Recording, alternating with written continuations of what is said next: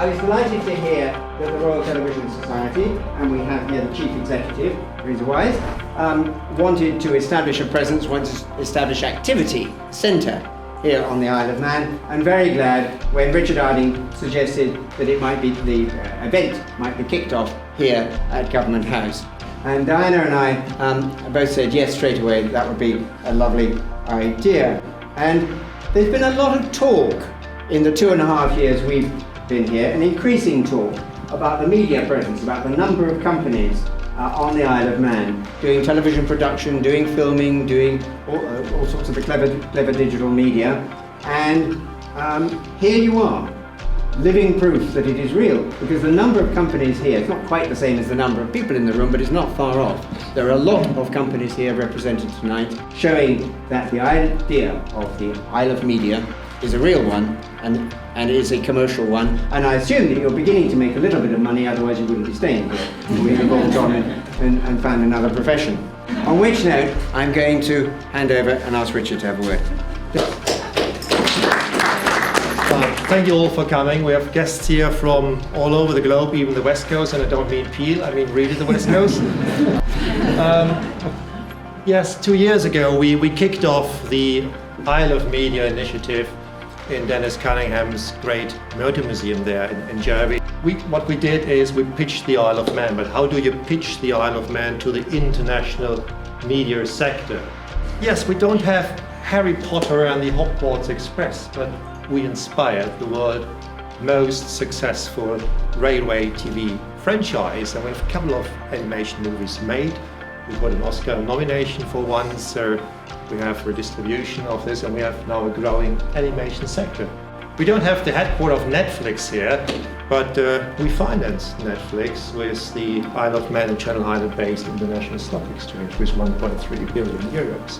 So we provide growth capital for the sector.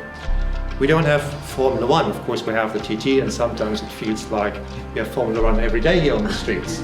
But actually we are producing Formula One type events all over the world from here, producing it, distributing it, and Formula One is broadcasted on Isle of Man owned and operated and financed satellites.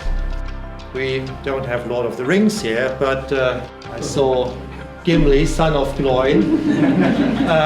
For whatever reasons, he likes it here, the Mines of Lexi, or down there. Oh, we dwarves feel very comfortable. Yes, the island has something in for everybody, and we don't have Love Island, but those who came and stayed made a very emotional decision because they love the Isle of Man. Yeah, it's great to see the sector growing, but much more important than looking back is looking forward, and I'm very happy to announce tonight that we are strengthening our expertise in new fields and enlarging our advisory network. And Joan Keatings, there's Chief Executive of an awarded charity called Cinemagic. The name says it all. She has worked with more than 500,000 kids from the UK and Ireland, and she's bringing over these privileged kids from Belfast to meet with Hollywood bosses to engage them in film making, like the Film Festival and the Money in Shorts scheme does. Second, on our extended advisory board, we welcome German Canterbury Fellow Dr. Bettina Brinkmann. She's a strategy consultant now, and she was known to be the head of TV for the European Broadcast Union. And they're much more than an industrial association. They are actively producing pan-European content, and their flagship product, I think you know it all, the Eurovision Song Contest. Last but not least, our friend Clark Bunting, Chief Executive, Digital Circus, another strategy consultancy. We're going global with him. He is Mr. Discovery. He was long-serving president. He built up Discovery worldwide, and he's going to be, I think, this month again. And with that, we are opening a new chapter, a new center, and over to Theresa. Welcome, Theresa Wise from the Royal Television Society. On behalf of the Royal Television Society, I just want to thank the Lieutenant Governor and Lady Grosney so much for inviting me here. It's a great honour to be here and in such amazing, stunning surroundings. My first time on the Isle of Man, but it absolutely won't be the last. I wanted to say a little bit about the Royal Television Society. It was founded 90 years ago with the birth of broadcast engineering, and it's an educational charity, and its charitable objects are to promote the art and science of television. And I think we're really lucky because we're one of the few societies where those charitable objects are still relevant today. There's a little bit of change in the sense that television these days is really defined as any video storytelling on any platform, which is terrific. But it's as relevant now as it was back then. We're really lucky. We have a wonderful royal patron, the Prince of Wales, who celebrated our 90th birthday with us earlier this year at ITV Studios.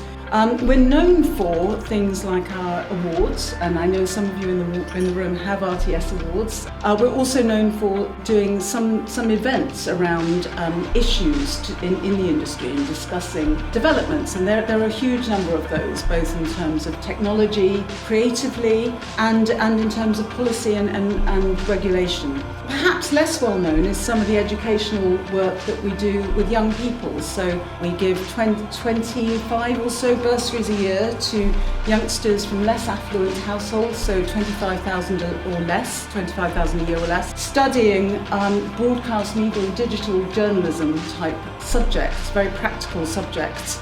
And we're thrilled with those. They're from all over the UK, and obviously one of the interesting issues around television has been making sure that we have the right sort of representation, that we really reflect our regions and nations. London is a massive hub, but one of the things we're most proud of that we do at the Royal Television Society is have a great energy around our regions and nations. And we have chairs in all of them, and many of them put on awards, some of them put on events, and give something to the communities locally that's incredibly important. And that's why I'm so absolutely thrilled that we have our first patron in the Isle of Man. It's the Isle of Media, so thanks so much, Dr. Richard Arming, for that. We couldn't be more thrilled about that. And obviously we are really excited potentially about having even more focus on the sector. As you know, there's never been a better time to be involved in television, and I do mean that in its broader sense, so any video storytelling. Not only is it a massively growing sector with more platforms coming to the fore, but also it's very exportable and it creates a huge number of jobs. And the people doing those jobs have fantastically relevant skills, either in the industry they're in or more broadly. So we are personally at the RTS really, really excited with that growth. So I'm really looking forward to meeting many of you in the room, and I'm looking forward to this time here and also future times. So thanks so much again.